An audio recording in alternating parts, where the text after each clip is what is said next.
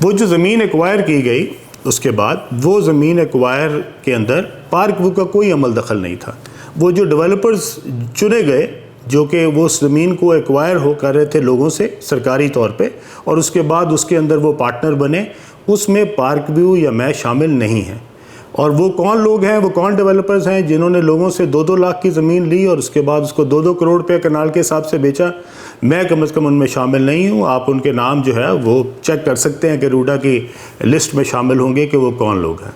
Park view के अंदर 1 inch ज़मीन भी एक्वायर नहीं की गई।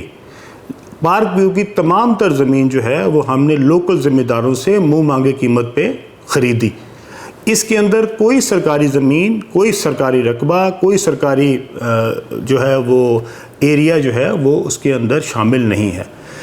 टोटल पार्क व्यू जो है वो प्राइवेट ओनर से ख़रीदी गई और प्राइवेट जो है इसको बनाया गया। इसमें कोई सरकारी हमें किसी किस्म की एक्विजिशन या कोई सरकार की तरफ से कोई मदद हमने नहीं ली हुई। ना हमने उससे पिछली हुकूमत में ली, ना इस हुकूमत में ली।